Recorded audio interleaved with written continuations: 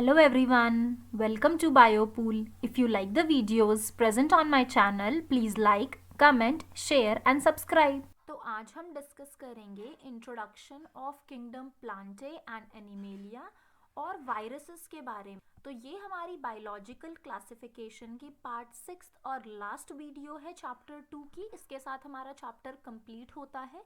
अगर आपने पहले की 5 वीडियोस नहीं देखी हैं तो आप इस चैप्टर की प्लेलिस्ट में से देख सकते हैं। तो किंगडम प्लांटे में हमारे पास ऐसे ऑर्गेनिजम्स हैं which contain chlorophyll.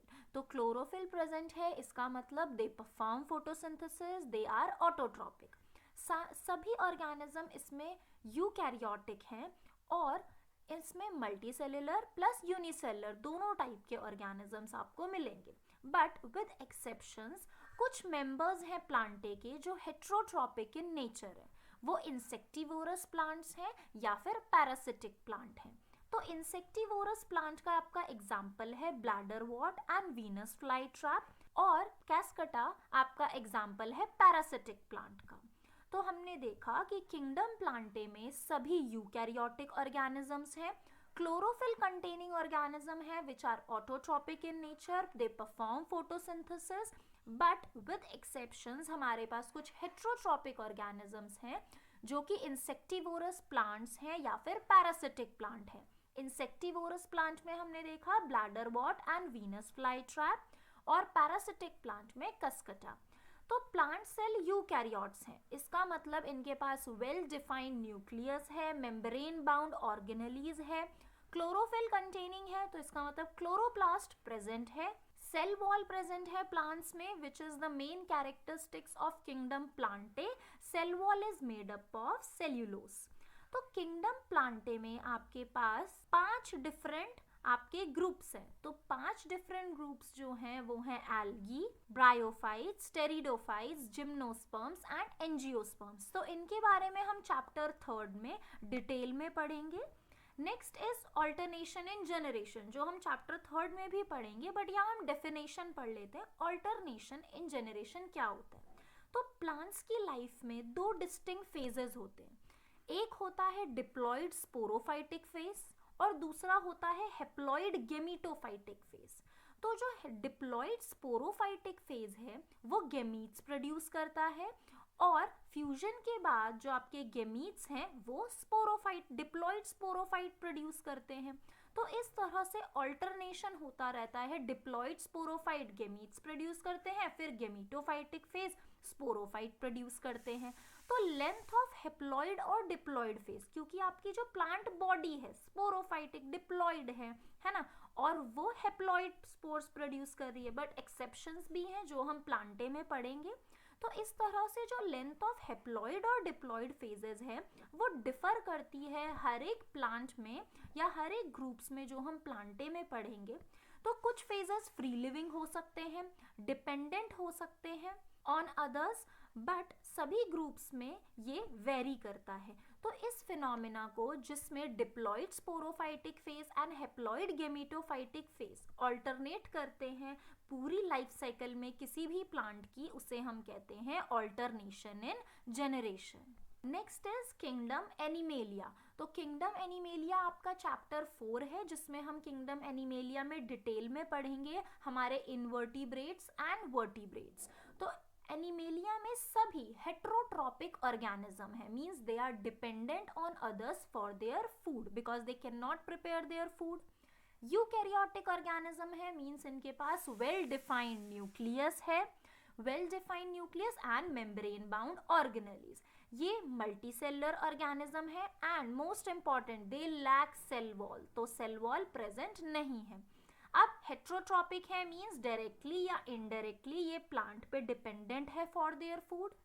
Next is they digest their food in an internal cavity, क्योंकि प्रॉपर डाइजेस्टिव सिस्टम है, या फिर सेल्यूलर, मतलब हम पढ़ेंगे आगे कैसे होलोजोइक मोड ऑफ न्यूट्रिशन जो यहाँ बताया भी गया है। Holozoic means ingestion of food, मतलब हम जैसे अपना खाना थ्रू माउथ एंटर होता है और फिर माउथ से डाइजेशन स्टार्ट हो जाता है।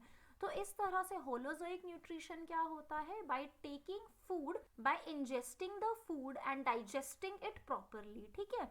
तो ये होलोजोइक न्यूट्रिशन है। तो यहाँ यही लिखा है कि फूड को इंटरनलाइज करना और उस फूड को डाइजेस्ट करके जो हमारा एनर्जी रिजर्व है उसे किस तरह से स्टोर करना, ग्लाइकोजन या फैट के रूप में। हमारी बॉडी में ग्लाइकोजन कहाँ स्टोर होता है, लिवर में, ठीक है, हिपैटोसाइट्स में हमारे ग्लाइकोजन स्टोर होता है। फैट स्टोर होता है एडिपोज टिश्यू में।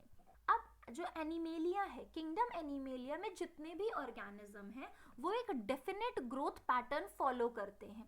एग स्टेज होगा, लार्वल स्टेज होगा, फिर अडल्ट स्टेज होगी या प्यूपल स्टेज, जो भी जो स्टेजेस होती हैं हर एक इनवर्टिब्रेट या कॉर्डेट्स में, हमारे वर्टिब्रेट्स जो हम आगे पढ़ेंगे। अब जैसे जैसे अब आप देख सकते हो हम हायर किंगडम की तरफ मूव कर रहे हैं। तो किंगडम एनिमेलिया सबसे हाईएस्ट है, तो ऑब्वियसली यहाँ पे ऑर्गेनिजम्स में डिफरेंट सिस्टम्स जो हैं, digestive system, respiratory system, nervous system, ये सब डेवलप होंगे। Most of them are capable of locomotion. तो ये एक इम्पॉर्टेंट फीचर है कि एनिमेलिया में मोस्टली सभी organisms are mobile, means they can move. अब इसमें sexual mode of reproduction prominent है by copulation of male and female. तो सेक्सुअल रिप्रोडक्शन है, means 2 parents are required, gametes हैं यहाँ पे, and fusion of gametes result in the formation of zygote, और फिर एम्ब्रियो का डेवलपमेंट होगा एंड न्यू इंडिविजुअल फॉर्म होगा। अब जैसा कि आपने देखा, हमने 5 किंगडम क्लासिफिकेशन को यहाँ डिस्कस किया। फर्स्ट 3 मोनेरा, प्रोटेस्टा और फंगस को हमने डिटेल में यहाँ पढ़ा। किंगडम प्लांटे और एनिमेलिया का इंट्रोडक्शन पढ़ा, जिसे हम फर्दर 3rd और 4th चैप्टर में पढ़ेंगे। बट यहाँ पे कुछ ऐसे ऑर्गेनिजम्स थे जिनको कहीं पे भी प्लेस नहीं किया गया, कोई किंगडम नहीं है उनके लिए। तो वो ऑर्गेनिजम्स कैसे हैं, क्या वो सेल्यूलर है या एसेल्यूलर है, वो लिविंग है भी या नॉन लिविंग है। तो ऐसे ऑर्गेनिजम्स में आपके आते हैं वायरसेस, वायरॉइड्स एंड प्रायॉन्स, ठीक है। जैसे लाइकेंस को हमने पढ़ा था फंगस के केस में, तो ये एक सिम्बायोटिक एसोसिएशन है। तो वायरसेस को कोई भी प्लेस नहीं दी गई इस क्लासिफिकेशन सिस्टम में। तो since they are not considered truly living, क्योंकि हम उन्हें लिविंग कंसीडर्ड ही नहीं करते। अगर वो लिविंग ऑर्गेनिज्म है तो उसका प्रॉपर सेल स्ट्रक्चर होना चाहिए, जो हमने क्राइटेरिया देखे सारे, cell structure, type, body organisation, ऐसा तो कुछ वायरस में है ही नहीं। तो इसीलिए हम वायरसेस को कहते हैं viruses are neither living nor non living, क्योंकि आउटसाइड द होस्ट, क्योंकि वो किसी भी ऑर्गेनिज्म बॉडी में एंटर करने से पहले अगर वो एनवायरनमेंट में है then they are non living. But जैसे ही वो ऑर्गेनिजम्स में एंटर करते हैं they become living, because they take over the machinery of host cells. तो उनके पास अपना सिर्फ जेनेटिक मटेरियल है और वो सारी होस्ट मशीनरी को यूज करते हैं। होस्ट में ही रेप्लिकेट होते हैं, होस्ट में डिवाइड होंगे, मल्टीप्लाई होंगे और होस्ट को किल करेंगे। जैसे भी जितनी भी हमें वायरल डिसीजेस पता है, तो वायरसेस ऐसे ही वर्क करते हैं। तो हमारे पास यही क्वेश्चन आता है कि वायरसेस लिविंग है भी या नहीं। तो किस तरह से वायरसेस की डिस्कवरी हुई, कैसे पता चला कि बैक्टीरिया, मतलब मोनेरा में हमने बैक्टीरिया पढ़े थे जो कि खुद माइक्रोस्कोपिक ऑर्गेनिजम्स हैं, तो क्या उनसे भी छोटे कोई ऑर्गेनिज्म है? Yes, that is viruses. तो आपके साइंटिस्ट डिमिट्री इवानोविस्की 1892 में इन्होंने बोला कि जो वायरसेस है, इस वर्ड का मतलब है वेनम और पॉइजनस फ्लूइड, क्योंकि इन्होंने रिकॉग्नाइज किया कि जो टोबैको मोजाइक डिसीज है इसमें कुछ ऐसे माइक्रोब्स हैं जो ये डिसीज कॉज कर रहे हैं, और ये स्मॉलर है बैक्टीरिया से, क्योंकि ये पास कर गए थ्रू बैक्टीरियल फिल्टर्स। तो बैक्टीरियल फिल्टर्स है छन्नी जैसे, तो उसमें बैक्टीरिया ट्रैप हो जाते थे। बैक्टीरिया तो ट्रैप हो गए बट ये पास ऑन हो गए आगे। तो इन्होंने कहा कि कुछ ऐसे ऑर्गेनिज्म हैं जो बैक्टीरिया से भी छोटे हैं and they pass through the bacteria proof filters. तो इसीलिए इन्होंने वायरसेस वर्ड को बोला, वायरसेस इज वेनम और पॉइजनस फ्लूइड। तो नेक्स्ट आपके साइंटिस्ट हैं M.W. बेजर्निक, जिन्होंने डिमॉन्स्ट्रेट किया 1898 में कि जो एक्सट्रैक्ट है इन्फेक्टेड प्लांट से, जो भी फ्लूइड एक्सट्रैक्ट लिया इन्होंने टोबैको प्लांट से, तो वो इन्फेक्शन कॉज कर रहा है हेल्दी प्लांट में।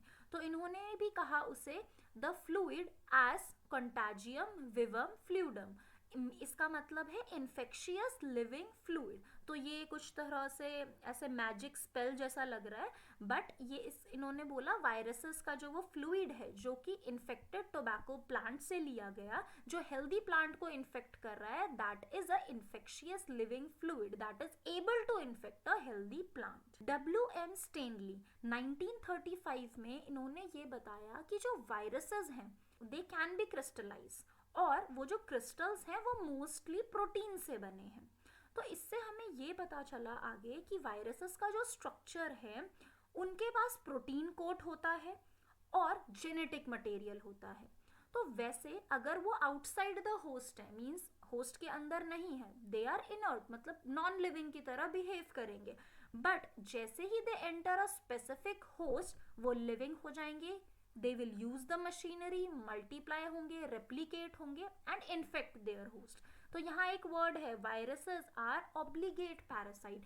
तो प्रीवियस वीडियो में जब मैंने आपको फंगस पढ़ाया था तो हमने उसके ग्रुप्स पढ़े थे, तब मैंने आपको बताया था ऑब्लिगेट पैरासाइट्स क्या होते हैं। Obligate parasites are those parasites which are dependent on their host and without their host they can not complete their life cycle.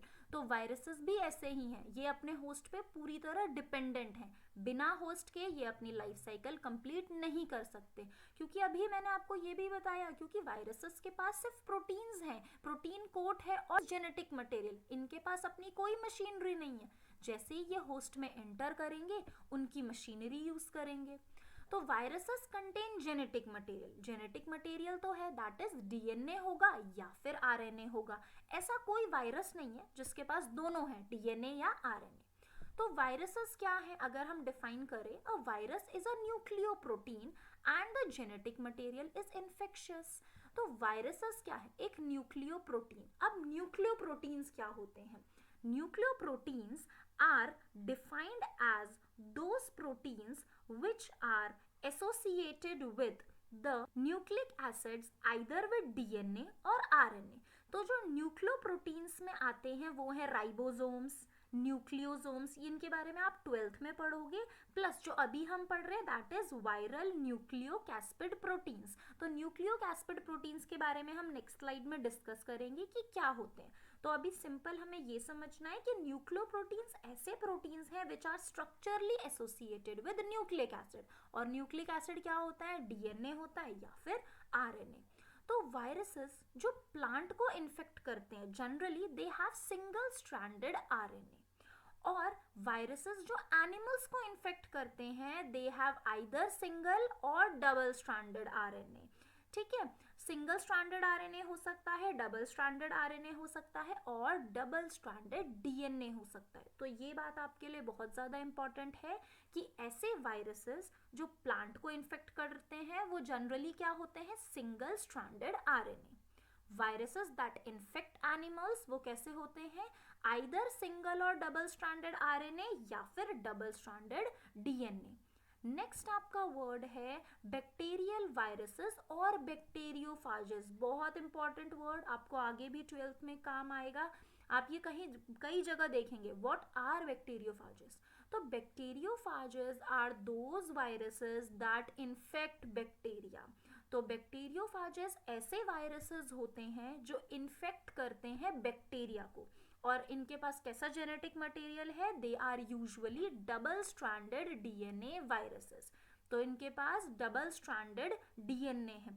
तो ऐसे वायरस जो बैक्टीरिया को इन्फेक्ट करते हैं और जिनके पास डबल स्ट्रैंडेड डीएनए होता है उन्हें हम कहते हैं बैक्टीरियोफाजेस। तो जैसा कि 2020 में जो हमारा पैंडेमिक वायरस है दैट इज कोरोना वायरस, इसके पास भी क्या है, सिंगल स्ट्रैंडेड आरएनए है। तो नेक्स्ट आते हैं आपके स्ट्रक्चर्स पे। तो ये आप देख सकते हो, ये जो लीफ है it is infected by a virus.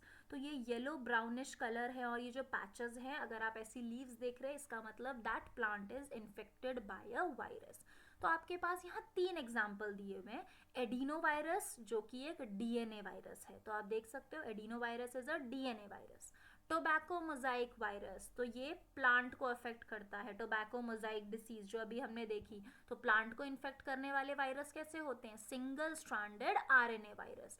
तो यहाँ क्या है, ये जो आपको येलो कलर दिख रहा है दैट इज कैप्सिड। कैप्सिड मतलब एक प्रोटीन कोट है। तो एक एक जो ये आपको यूनिट्स दिख रही हैं इन्हें हम कहते हैं कैप्सोमियर। तो ये कैप्सोमियर प्रोटीन कोट है जो प्रोटेक्ट करता है आपके जेनेटिक मटेरियल को। अब थर्ड इज T4 बैक्टीरियोफाज। तो ये आपका बैक्टीरियोफाज है और हमने अभी पढ़ा bacteriophage are those virus that infect bacteria. तो ये आपका कुछ 3D ऐसे टाइप स्ट्रक्चर है। हेड आपका मतलब ये प्रोटीन कोट है जिसके अंदर DNA है, कॉलर, फिर ये नेक हो गया और ये बेसल प्लेट एंड टेल।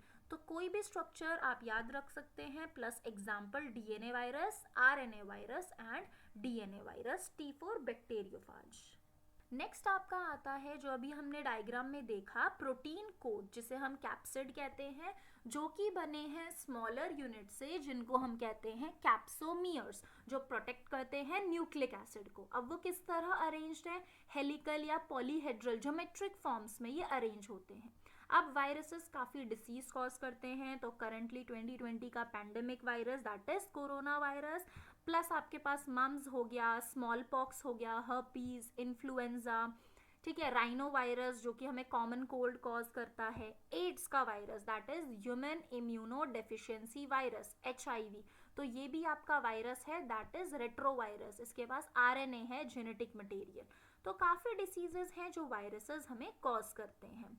तो जैसे कि प्लांट्स में अगर कोई वायरल डिसीज होती है तो अभी एक मैंने आपको डायग्राम दिखाया किस तरह से हो जाएगी, leaf yellowing and when clearing. तो येलो और आपको ब्राउनिश कलर का जो दिखा था that is a viral infection, ठीक है। तो वो मोजाइक फॉर्मेशन है, लीफ रोलिंग या कर्लिंग। तो अगर लीफ रोल हो गई, कर्ल हो गई, it is also a viral infection. Plus dwarfing and stunt growth, अगर प्लांट की ग्रोथ अचानक रुक गई है या फिर प्लांट जितना बड़ा होना चाहिए उतना बड़ा नहीं होगा, ड्वार्फ मतलब छोटा सा रह गया, बौना सा रह गया प्लांट, और जबकि उसके पेरेंट जेनेटिकली काफ़ी बड़े थे, तो it means that plant is infected by a virus.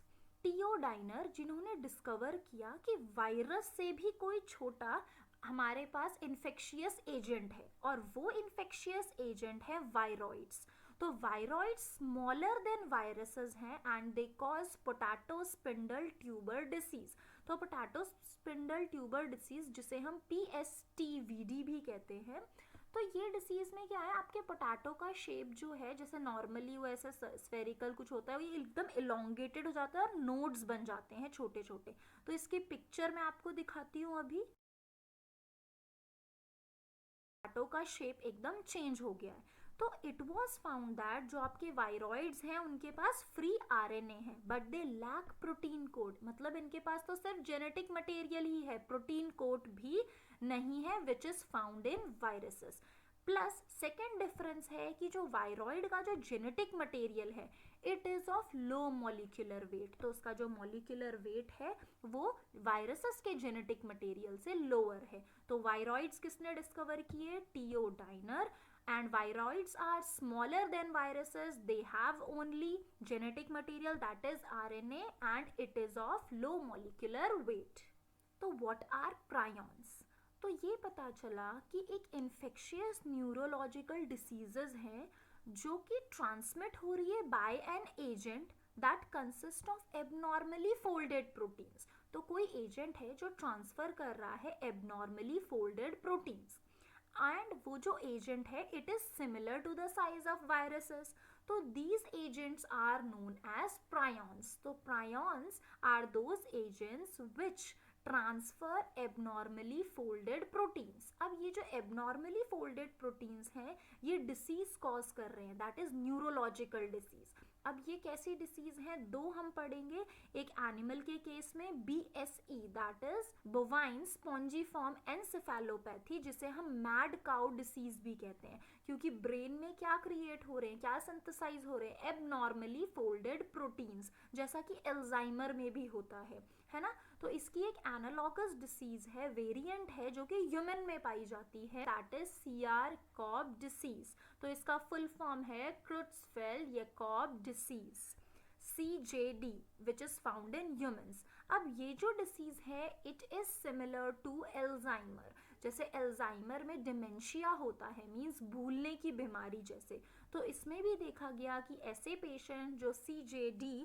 इस डिसीज से सफ़र कर रहे हैं, दे शो सिम्टम्स लाइक एल्जाइमर, तो उसमें वो डिमेंशिया की प्रॉब्लम होने लग जाती है, चीज़ें भूलने लग जाते हैं। Next is lichen. इनके बारे में हमने फंगस के वीडियो में भी पढ़ा था। लाइकन्स क्या है? सिम्बायोटिक एसोसिएशन है, म्यूचुअल फ्रेंडशिप है दो ऑर्गेनिजम्स के बीच में, that is algae and fungus.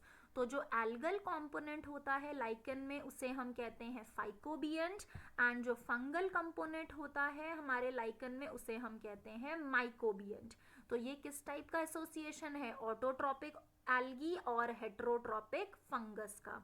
तो lichen is the symbiotic association between algae and fungus. तो algal component is phycobiont, fungal component is mycobiont. जैसे हमें पता भी है स्टडी ऑफ एल्गी जो है that is phycology. Next is algae prepare the food and fungus provide shelter. तो ये फ्रेंडशिप में कैसा है? मैं आपको खाना दूंगा, आप मुझे शेल्टर दो, and they absorb mineral nutrients and water for its partner. तो लाइकन्स मैंने आपको पहले भी बताया, जैसे कि हमने प्रोटिस्टा की वीडियो में पढ़ा था, जो डाई एटम्स हैं आपके, they are good pollution indicator. तो वैसे ही लाइकन्स भी आपके वेरी गुड पॉल्यूशन इंडिकेटर्स हैं। They do not grow in polluted area. तो एरिया अगर पॉल्यूटेड है तो आपको लाइकन्स देखने को नहीं मिलेंगे। तो इसके साथ हमारा चैप्टर 2 कंप्लीट होता है, जिसमें हमने kingdom Monera, kingdom protista, kingdom fungus पढ़े, इनके अंदर ग्रुप्स और सब ग्रुप्स को डिस्कस किया। प्लस अभी इस वीडियो में हमने वायरसेस के बारे में,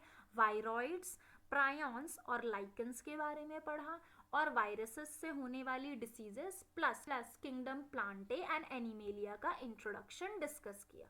इस वीडियो के नोट्स आपको मिलेंगे बायोपूल के टेलीग्राम चैनल पे, और इसका लिंक आपके लिए नीचे डिस्क्रिप्शन बॉक्स में है। If you like the videos, please like, comment, share and subscribe. Thank you for watching the video.